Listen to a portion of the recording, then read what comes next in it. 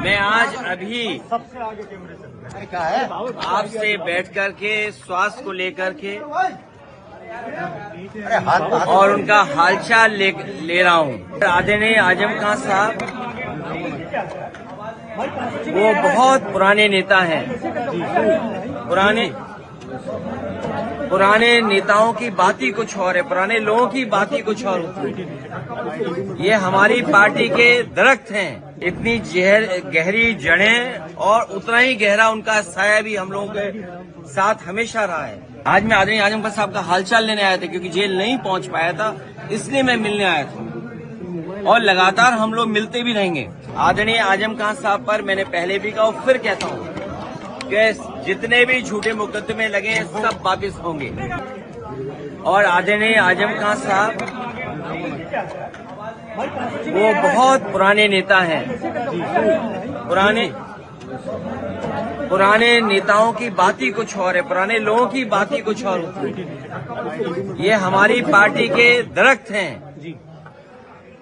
इतनी गहरी जड़ें और उतना ही गहरा उनका साया भी हम लोगों के साथ हमेशा रहा है।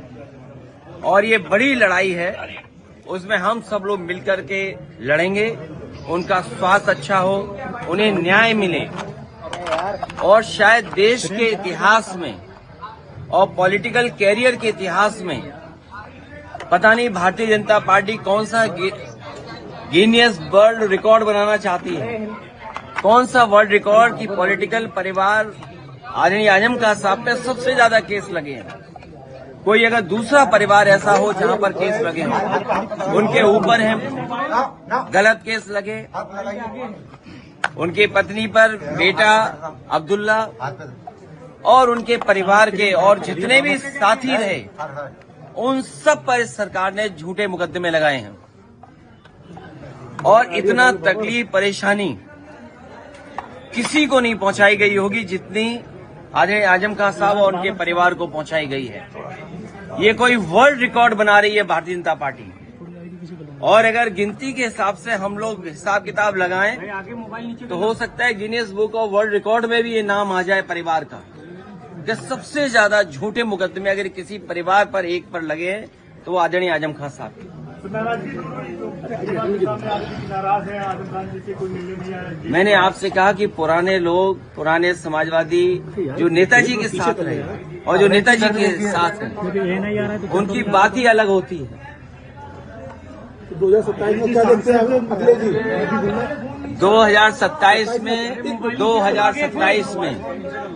2027 में सरकार बनने जा रही है और पीढ़ी की आवाज बुलंद होगी कि कोई कल्पना कर सकता है कि सुप्रीम कोर्ट में जज साहब के ऊपर भी जूता फेंक दिया गया हो या जूता निकाला गया हो।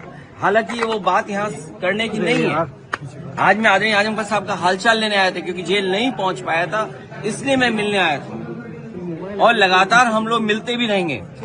लेकिन जो सुप्रीम कोर्ट में हुआ है, ये समाज में कहीं न कहीं एक संदेश जा रहा है कि पीडीए के लोग कहीं बैठे हों, जीवन में कभी न कभी अपमानित होते हैं।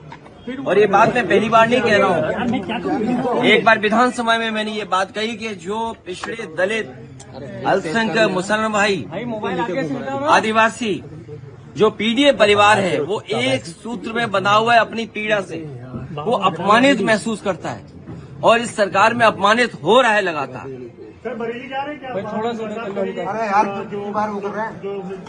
मैं अभी केवल आदरणीय आजम खान साहब से मिलने आया, उनका हालचाल लेने आया। तो क्या लगता था सर, जिस तरह से कयास लगाए जा रहे थे कि आजम खान साहब आपसे नाराज है काफी, मैंने तो आप क्या नाराजगी दूर हो पाई?